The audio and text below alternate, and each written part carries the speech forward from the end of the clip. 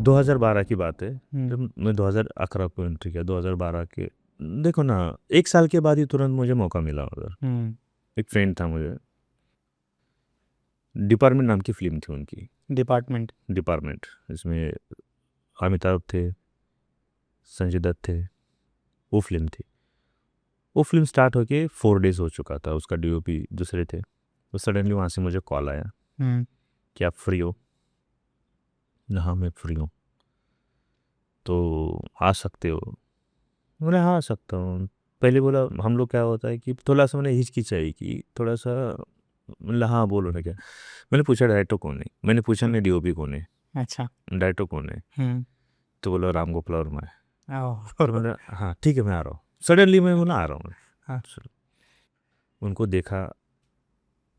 उनको देखने के बाद सेट पे जैसे एंट्री करते थे ना, पूरा साइलेंट जोन हो जाते थे कि अच्छा। समझ जाने का राम गोपाल सर आए। आरजीवी बोलते हैं हम हम्म, बॉस बोल, बाद में बॉस बोलना चालू किया, बट आरजीवी बोलते हैं उनको। तो जैसे सेट पे आते थे एकदम शांत, हम्म, और उनको मैं ऑब्जर्व करने लगा, हर वॉकिंग उनका, डिसेंट बात करने का टोन, आर्टिस्ट के साथ हम्म, शॉट कैसे लेते क्या नहीं। वो बस उन लोग, बस हाथ में एक कॉफ़ी मग होता था और उनका फ़ोन रहता था। हम्म। मैंने थ्रू ऑल मेरी जनरली उनके साथ 6 to 7 years मैंने उनके साथ वर्क किया। ओह, बहुत लंबी थी वो। यस। तो उनके साथ वर्क करने के बाद मुझे पता चला कि उस ब्रिलियंट डायरेक्टर ने कभी भी हाथ में स्क्रिप्ट नहीं लिया, हाँ। कभी भी नहीं, स्क्रिप्ट नहीं।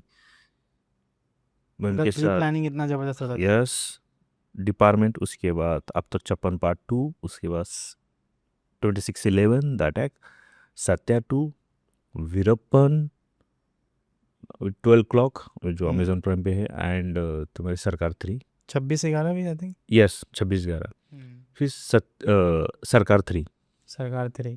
और बीच में एक थी, वो हो गई थी बंद बोलते। ऐसे में उनके साथ में 7 8 फिल्म्स किया मैंने उनके साथ। हम्म, फर्स्ट डे उधर जैसे मेरे 3 डेज वहाँ पे हुए, सॉरी 2 डेज उनके साथ मैंने वर्क किया स्टार्टिंग से प्रॉपर। मैं सेकंड कैमरा ऑपरेट करा था, उस टाइम 5D आए थे, 5D पे शूट कर रहे थे हम लोग। तो आप वहाँ पे कॉन्शियस नहीं हुए कि मतलब जिनके साथ मेरा ड्रीम था एक काम करने का, और वो मेरे सामने है, मैं उनके साथ काम कर रहा हूँ। ये नहीं, मुझे रोंगटे खड़े हुए जैसे उन्होंने एंट्री किया ना। तो सब बोले साइलेंस, बॉस आ रहे। तो मैं समझा नहीं बॉस कौन, बॉस। हम्म, सडनली एक असिस्टेंट थे, एफएक्स स्टूडियो वाले स्टूडेंट भी थे वहाँ पे। कौन बॉस? अरे RGV sir. Okay, you calling boss? तो यस हम बॉस कॉलिंग। ठीक है, जैसे आए, एक होता है ना सेकुलर, मन शांति हुआ, चल मैं उनके साथ काम करूँ। पर कितने दिन करूंगा ये मुझे पता नहीं था। मुझे क्या लग रहा था कि सेकंड कैमरा मुझे ऑपरेट करने के लिए बुलाया है, हाँ, तो सडनली डेज के लिए होगा वो। हाँ। तो मुझे बाद में पता चला कि थ्रू आउट कैमराज है। और बाद में लक बाय चांस मेरा थर्ड डे पे थोड़ा सा लाइटिंग के लिए टाइम लग रहा था, तो लाइटिंग उधर चालू थी, तो मैं फ्रेमिंग कर रहा था। मैंने थोड़ा सा फोरग्राउंड में क्रिस्टल वगैरह गाने का शूट था, वो मड में शूट कर रहे थे। हम्म, संजय दत्त सर थे, अमिताभ सर थे। मैंने फ्रेमिंग मस्त लगाया, थोड़ा फोरग्राउंड में क्रिस्टल्स वगैरह, फ्रेम अच्छी सी लगाई। उधर से माइक में हुज ऑपरेट बी कैमरा, हम्म। तो सडनली मेरी फट गई। हाँ। तो फिर आरजीवी सर गुस्सा हो, क्या मैंने गलत किया, मैं 10 बार देख रहा हूँ, कैमरा में देखता हूँ, रियल देखता हूँ, कैमरा देखता हूँ। तो सडनली हुज, तो मतलब me sir, what's your name? Prashant. Come here, sit here. Monty के सामने बोला सिट हियर। उनको हिंदी बोलना नहीं आता प्रॉपरली ओके। उस टाइम। हाँ। हाँ उनको, वो कैसे हिंदी फिल्म करते थे आई डोंट नो। हिंदी भी समझ में नहीं आता था उतना उनको। बोला sit here, you angle this be camera, yes sir, you making this frame, yes sir. तो very good, very nice, I like it, hmm, do like this. तो ना एक होता है ना, फिर उन्होंने टैप किया शोल्डर पे, hmm. Good is job the की प्रशांत। मोमेंट, कि ये मतलब आप किसी को एडमायर कर रहे हो और यस, वो काम को तारीफ कर रहे हैं। यस। That is very. हाँ तो मुझे एक लगा कि यार चल, मैंने मेरे लाइफ का जो मुझे हाँ। अचीवमेंट चाहिए था वो मुझे मिल गया है, एक इतने बड़े डायरेक्टर के साथ। हम्म, तो बड़ा बहुत खुश हो गया। तो खुश होने के बाद उन्होंने मुझे हर फिल्म में, चाहे प्रोड्यूसर कोई डीओपी लाता था ना, तो ये पहले ही बोल देते मेरा डीओपी प्रशांत रहेगा। ग्रेट। ये दैट इज़ तब ग्रेट। से लेके 7 years जब तक इंडस्ट्री में थे सर, तब तक, अभी भी है ऐसा नहीं, हम्म, पर बॉलीवुड में उन्हें अभी साउथ में ज़्यादा फोकस करे। तब तक मैं उनके साथ था हर फिल्मों में।